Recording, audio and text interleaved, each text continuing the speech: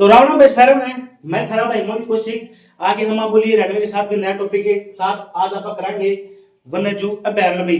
उम्मीद है आप लोग स्वस्थ होंगे और खुश होंगे और वीडियो का आनंद अच्छे तरीके से उठाए होंगे भाई। तो आज अपना टॉपिक है वन्य जीव अभयारण्य। पूछी जावा है कि हरियाणा में कितने वन्य जीव अभयारण्य पाए जाते हैं। देखो पहले 8 हुआ करता, अभी 8 माने गए हैं एचएससी के अनुसार, लेकिन जो अबूब शहर था उसको भी सुरक्षित वन्य जीव अभयारण्य में रख दिया गया है। तो भी अब 7 रह गए हैं। तो लेकिन पढ़ना अपन निश्चय पड़ेगा, क्योंकि ये पिछले जो प्रीवियस ईयर है उनमें भी वो 8वां मान रखा है कि सबसे बड़ा वन्य जीव अभयारण्य कौन सा है, अबूब शहर मान रखे। लेकिन वो इसमें भी पढ़ना पड़ेगा कि अपन है पूछा जावा है हरियाणा में कुल 8 वन्य जीव अभयारण्य भाई। 8 वन्य जीव अभयारण्य हैं। टोटल पूछे जाओ कितने हैं, तो 8 वन्य जीव अभयारण्य हैं। बात करा हरियाणा का सबसे बड़ा वन्य जीव अभयारण्य कौन सा है वर्तमान का, तो कलेसर वन्य जीव अभयारण्य भाई। कलेसर वन्य जीव अभयारण्य ये यमुनानगर जिले में है भाई। कलेसर वन्य जीव अभयारण्य है यमुनानगर जिले में है। और जो इसकी स्थापना है, इसकी स्थापना करी गई थी भाई सन 2000 में, और इसको वन राष्ट्रीय उद्यान घोषित कराया गया था 2003 में।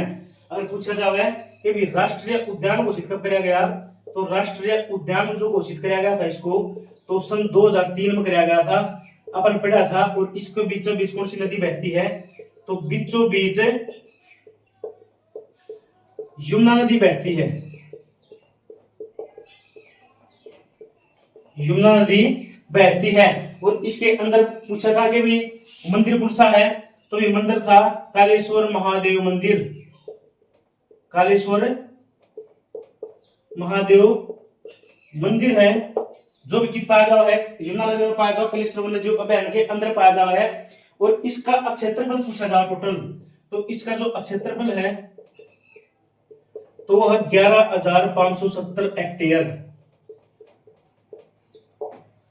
इसका क्षेत्रफल है 11,570 हेक्टेयर इसका क्षेत्रफल है भी। और लाल जंगली मुर्गे, चित्तल, भौंकने वाले हिरण, चीड़ व साल के वृक्ष इसके अंदर पाए जाया करते भी कलेसर राष्ट्रीय उद्यान के अंदर पाया जाता है, कलेसर वन्य जीव अभयारण्य के अंदर पाया जाएगा भी। ठीक है। और वर्तमान हरियाणा का सबसे बड़ा वन्य जीव अभयारण्य है। वर्तमान हरियाणा का सबसे बड़ा वन्य जीव अभयारण्य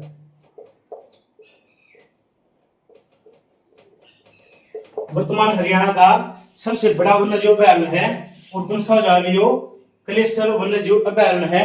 नेक्स्ट बात करेंगे जो सबसे छोटा वन्य जीव अभयारण्य है, छिलछिला वन्य जीव अभयारण्य। छिलछिला वन्य जीव अभयारण्य यह भी कुरुक्षेत्र में है। कुरुक्षेत्र में एक गांव है सोठी कला। सोठी कला गांव के अंदर है जो वन्य जीव अभयारण्य पाया जाता है। और हरियाणा का सबसे छोटा वन्य जीव अभयारण्य है।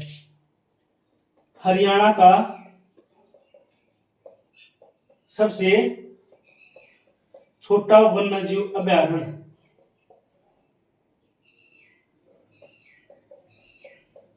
हरियाणा का सबसे छोटा वन्य जीव अभयारण्य है, छिलछिला वन्य जीव अभयारण्य है। और बात करें भी इसका जो क्षेत्रफल है, वो क्षेत्रफल कितना है, तो 28.92 हेक्टेयर। 28.92 हेक्टेयर भी इसका छिलछिला वन्य जीव अभयारण्य का है, जो भी क्षेत्रफल है। और इसकी जो स्थापना करी गई थी वह करी गई थी भाई 1986 में। स्थापना भाई 1986 में करी गई थी भाई। छिलछिला वन्य जीव अभयारण्य की स्थापना जो 1986 में करी गई थी। और भाई बात करें सोठी कला गांव की भी, सफेदा संवर्धन केंद्र कहां पर है, पूछा जावा है कि हरियाणा में सफेदा संवर्धन केंद्र कहाँ पर जगह, तो जो सोठी कला गांव भी इसी में है, सोठी कला गांव में है, और यो भी कुरुक्षेत्र का गांव है।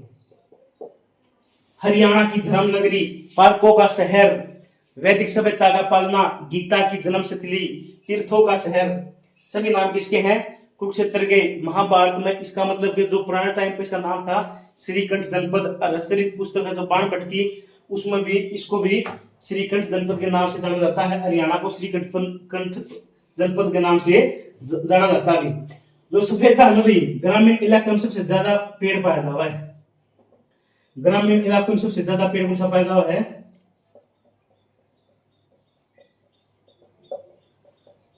सबसे ज्यादा पेड़ पाया जाता है, ग्रामीण इलाकों में सबसे ज्यादा पेड़ कौन पाया जाता है? सफेदा पाया जाता है। दूसरे नंबर पर शीशम पाई जाती है। और भी शहरी इलाकों में सबसे ज्यादा नीम का पेड़ पाया जाता है, और दूसरे नंबर पर सफेदा पाया जाता है। और सफेदा संवर्धन केंद्र कहां पर है? सोठी कला गांव कुरुक्षेत्र में है। बात करना कभी खपड़वास वन्यजीव अभयारण्य कहां पर है? खपड़वास वन्यजीव अभयारण्य यह है भी झज्जर जिले में। खपड़वास वन्यजीव अभयारण्य कहां पर है? झज्जर जिले में है। और भी इसकी जो स्थापना है वह 1987 में करी गई थी। खपड़वास वन्यजीव अभयारण्य की स्थापना है जो 1987 में करी गई थी। खपड़वास वन्यजीव अभयारण्य की स्थापना अभी 1987 में करी गई थी। अगर बात करी जाए कि भी पर्यावरण की दृष्टि से संवेदनशील वन्यजीव अभयारण्य कौन सा है, तो भाई खपड़वास वन्यजीव अभयारण्य है। पर्यावरण की दृष्टि से संवेदनशील वन्यजीव अभयारण्य, संवेदनशील वन्यजीव अभयारण्य तो जो है वो भी खपड़वास वन्यजीव अभयारण्य है, जिले में है। स्थापना 1987 में हुई थी। पर्यावरण की दृष्टि से संवेदनशील है। ठीक है, तो भी उम्मीद है आपको वीडियो अच्छी तरीके से समझ में आ रही होगी। अगर फिर भी आपको में दिक्कत ला रहे हैं तो आप बता सको हो। ठीक है, तो मतलब कोई वो ना मानियो अगर मैं कुछ भी गलत बता रहा हूँ या कुछ भी आपको कुछ समझ में नहीं आ रहा है तो आप कमेंट में बता सको हो, तो उस पर पूरा फोकस डालेंगे, आपने समझाने की कोशिश कराएंगे भी। ठीक है, नंबर 4 आ गया भाई। पहला पढ़ा था, दूसरा यो तीसरा यो सॉरी तीसरा यो था। नंबर 4 करेंगे बात अपन भिंडावास वन्यजीव अभयारण्य कहां पर है? भिंडावास वन्यजीव अभयारण्य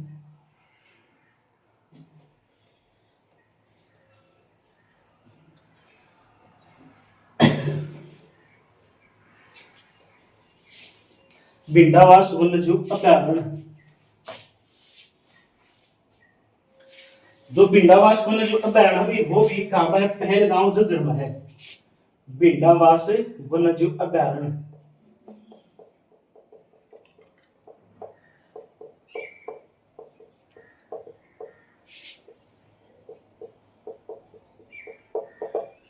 पहलगांव झज्जर भिंडावास वन्यजीव अभयारण्य पहलगांव झज्जर में है। इसकी जो स्थापना है 1986 में करी गई थी। जो इसकी स्थापना है वह स्थापना है जो 1986 में करी गई थी। स्थापना है 1986 में करी गई थी। और भी भारत सरकार के अधीन गया था 2009 में। पूछा जाओ कि भारत सरकार के अधीन भिंडावास वन्यजीव अभयारण्य कब गया था? 2009 में गया था। भारत सरकार के अधीन 2009 में कराया गया था। भारत सरकार के अधीन 2009 में कराया गया था। और भी इसके अंदर 250 प्रकार की पक्षियों की प्रजातियां पाई जाती हैं। पूछा जाओ कि 250 प्रकार की प्रजातियां किस वन्यजीव अभयारण्य में पाई जाओ है, तो भिंडावास वन्यजीव अभयारण्य में पाई जाती है।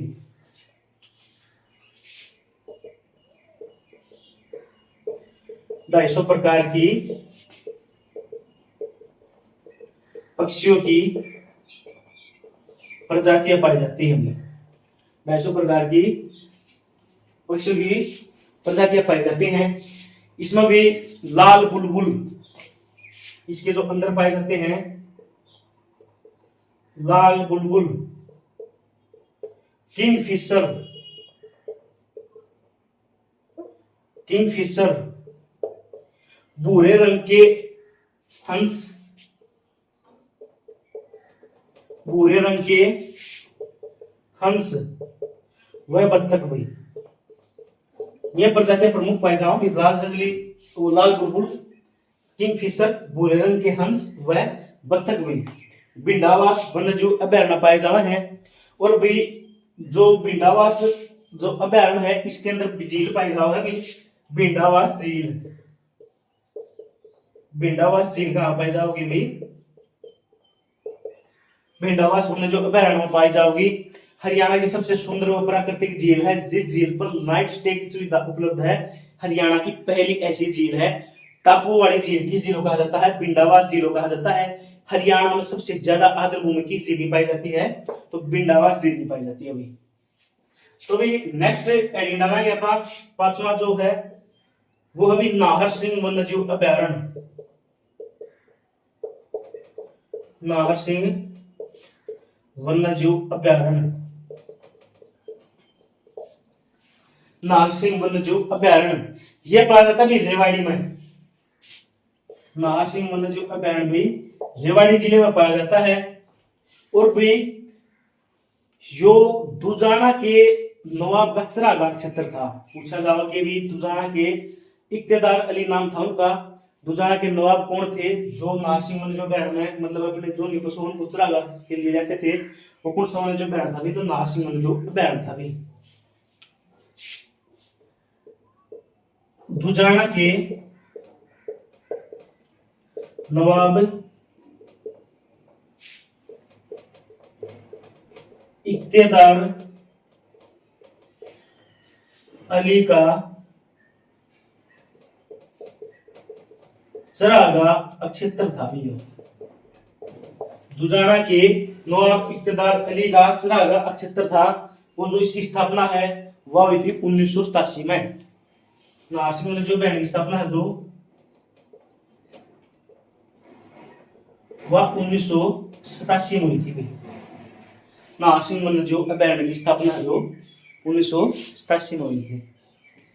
तो भी पढ़ते रहो, सीईटी एग्जाम आने वाला है, तो करना लिया किसी चीज ना भी कौन से भी सब्जेक्ट में रकम नहीं लेना है, क्योंकि हर चीज आपने उभरने में काम ले आओगी। और नूना सोचियो कि भी इंग्लिश स्किप कर दी या हिंदी स्किप कर दी या जीके स्किप कर दी, हर सब्जेक्ट का अपना अपना महत्व होगी। किसी का भी कोई भी सब्जेक्ट इतना वो नहीं होता कि भी इतना भी वो भी जो नहीं आता उस पर फोकस करो। अगर है वीक तो उस पर फोकस करो, टाइम लगेगा 2-3 महीने का टाइम बहुत है। तो अभी अपनी कमजोरी न पकड़ो, प्रीवियस ईयर पेपर करो, सबसे बेस्ट तरीका है। और मॉक टेस्ट लगा के देखो, ठीक है, उसके हिसाब से देखो भी आपकी कहाँ पर कमी है, कहाँ पर आपको दिक्कत आ रही है, तो उस हिसाब से तैयारी होगी। तो एक इसे बात पे एक शायरी सुनावा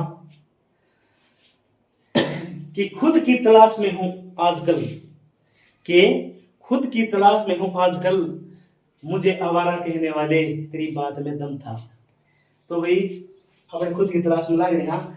तो अपना चल अभी नाहर सिंह वन्यजीव अभयारण्य में पूछा जाओ कि नाहर सिंह का जो जन्म है कहां पर हुआ था, तो भी बल्लभगढ़ में हुआ था। भी बल्लभगढ़ फरीदाबाद में इनका जन्म हुआ था। राजा बलराम का भी जन्म कहां पर माना जावा है, तो बल्लभगढ़ माना जाओ, उसके नाम पर नाम टेक रखा उसका बलरामगढ़।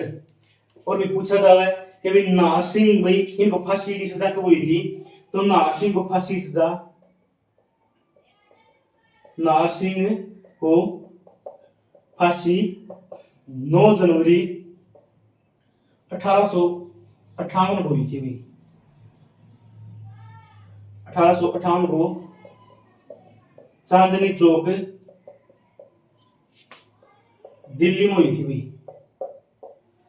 नाहर सिंह को फांसी चांदनी चौक दिल्ली में 9 जनवरी 1858 को हुई थी। पूछा जावा है कि जनवरी के जन्मदिन के दिन फांसी किसको मिली थी, तो जन्मदिन के दिन फांसी मिली थी भाई राजा नाहर सिंह को। भी जन्मदिन के दिन फांसी हुई। इनको मिली थी चांदनी चौक दिल्ली में। और भी जितनी भी फांसी हुई थी 1857 की क्रांति में, पूछा जा रहा है कि 1857 की क्रांति में जितनी भी फांसी हुई थी उन फांसियों का वर्णन किस पत्रिका में पाया जाता है? तो भी इन जो फांसियों का वर्णन है वो पाया जाता है चांद पत्रिका में। चांद पत्रिका में भी 1857 से संबंधित क्रांति जो फांसियों का वर्णन है। और यह भी विशंबरनाथ कौशिक की पत्रिका भी, विशंबरनाथ कौशिक की पत्रिका है। और भी इनका संबंध पूछा जा रहा है, इनका संबंध है अंबाला जिले से। ताई, रक्षाबंधन, पेरिस की नर्तकी, इनकी प्रमुख रचनाएं हैं। पेपर में कई बार आ गया। प्रमुख रचनाएं कौन सी हैं? एक तो ताई, पेरिस की नर्तकी, रक्षाबंधन, इनकी प्रमुख रचनाएं हैं विशंबरनाथ कौशिक की। नाहर सिंह फांसी जन्मदिन के दिन मिली थी भी चांदनी चौक दिल्ली पे। पूछा जाओ कि नाहर सिंह स्टेडियम कहां पर है? नाहर सिंह स्टेडियम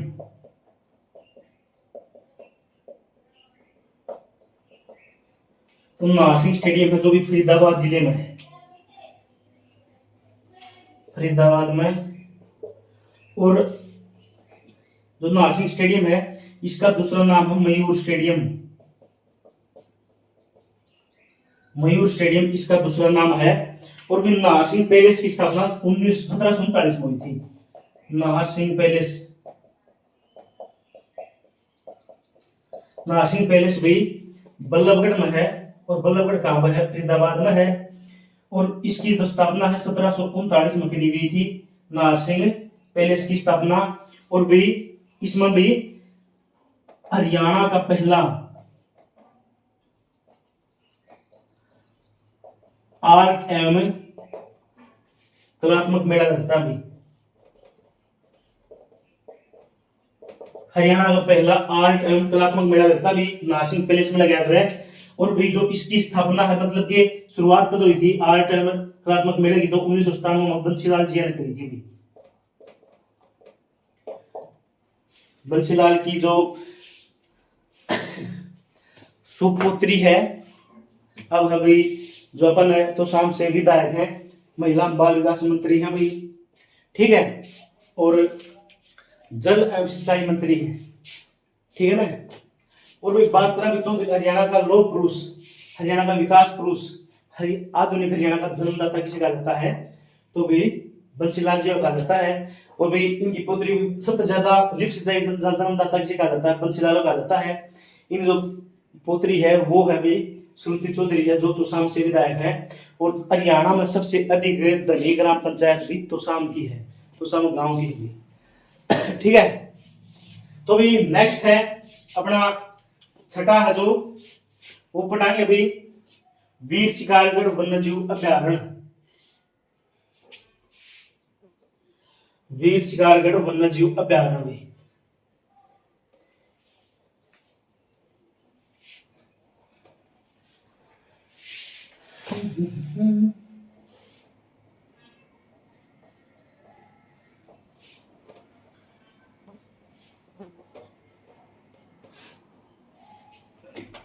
वीर शिकारगढ़ वन्यजीव अभ्यारण्य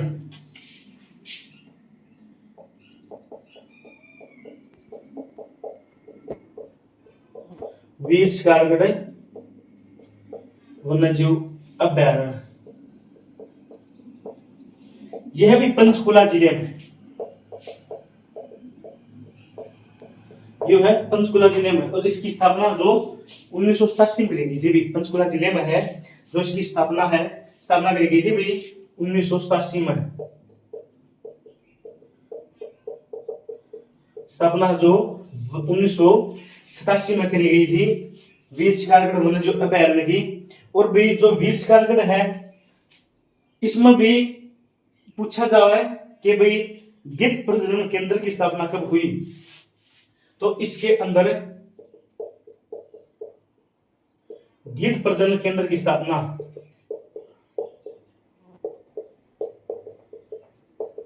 यह हुई थी भी 2001 में। गिद्ध प्रजनन केंद्र की स्थापना इसके अंदर 2001 में हुई थी। और भाई इसमें एशिया का सबसे ज्यादा गिद्ध पाए जाते हैं। जो 2001 में भी इसकी देखभाल जो 3 संस्थाएं करती हैं, इसकी देखभाल है 3 संस्थाएं करती हैं। ठीक है, गिद्ध प्रजनन केंद्र की जो देखभाल है 3 संस्थाएं करती हैं। वे 3 संस्थाएं कौन सी है? पहली है Bombay natural history, Bombay natural history, और दूसरी है भी geological society of London, geological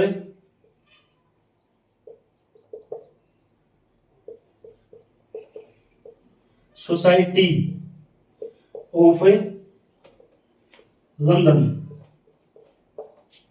geological society of London. और जो तीसरी है वो हो गई royal society protection of bird, royal society protection of bird,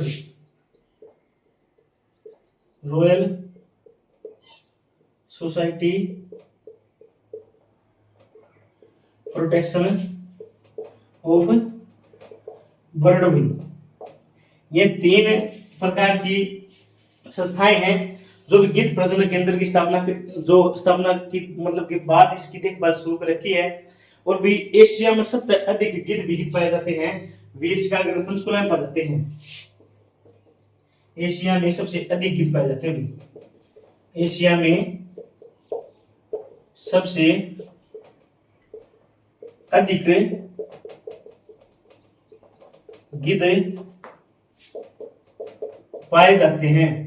और जो गिद्ध पाए जाओ हेड है तो 370 गिद्ध पाए जाओगे, 370 गिद्ध पाए जाना है वीर शिकार जो अभयारण्य है। और गिब्स प्रजाति के गिद्ध यहाँ के प्रसिद्ध हैं, गिब्स प्रजाति के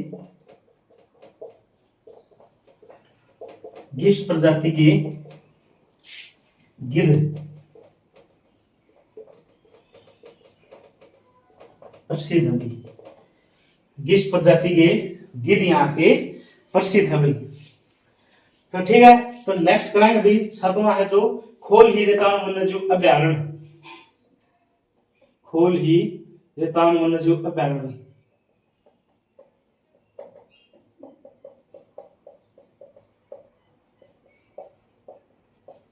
खोल ही रेतान वन्यजीव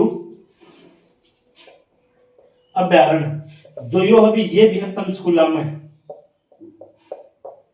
खोल ही रेतान वन्यजीव अभयारण्य है पंचकुला में है। और जो इसकी स्थापना अभी हुआ करी गई थी 1996 में, स्थापना करी गई थी भाई 1996 में।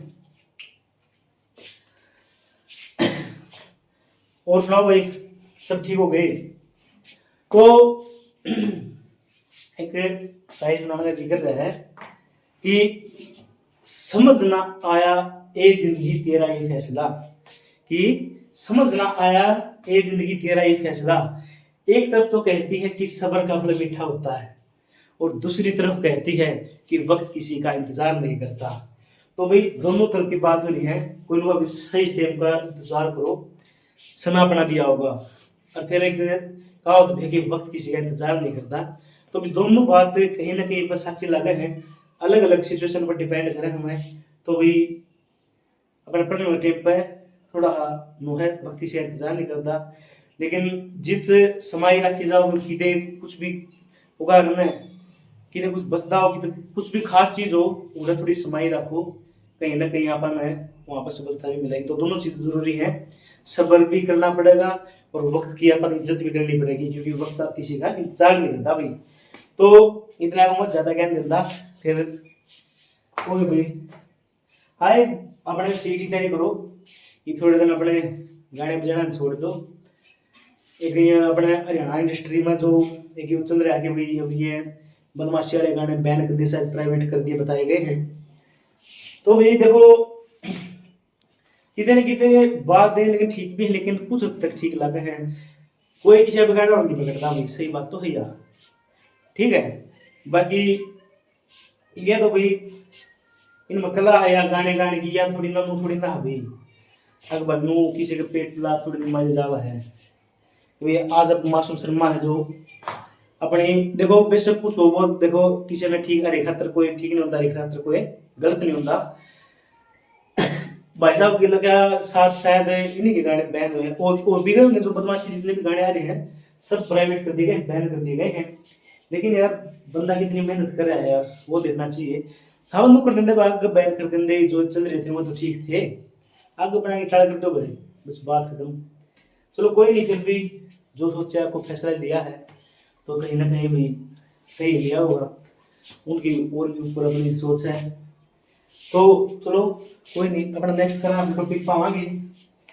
8वां हो गई, लास्ट है जो अबूब शहर भाई, अबूब शहर वन्यजीव अभयारण्य, अबूब शहर वन्यजीव अभयारण्य भी, यह भी सिरसा में है। अबूब शहर वन्यजीव अभयारण्य है जो सिरसा में है, और इसकी स्थापना भी 1987 में करी गई थी। स्थापना 1987 में करी गई थी भी अबूब शहर वन्यजीव अभयारण्य की। और काला तीतर के लिए प्रसिद्ध था भी, काले तीतर के लिए भी, काला तीतर के लिए प्रसिद्ध था भी,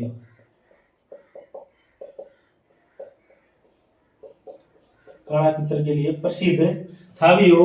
और जो इसका क्षेत्रफल है वो था भी 11,530 हेक्टेयर। एक टाइम पर सबसे बड़ा हुआ करता, लेकिन इसको 2018 में भी सुरक्षित वन्यजीव अभयारण्य घोषित कर दिया गया है। 2018 में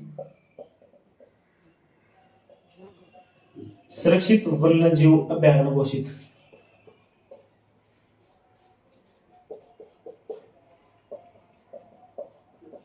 दो 2018 में सुरक्षित वन्यजीव अभयारण्य घोषित कर दिया गया। अभी जो अबूब शहर वन्यजीव अभयारण्य है, देखो आप लोग कहते हो कि भाई जो बड़ा क्यों था उस टाइम पर, जो कलेश्वर वन्यजीव अभयारण्य उसका 11,570 हेक्टेयर है, इसका जो 11,530 हेक्टेयर है।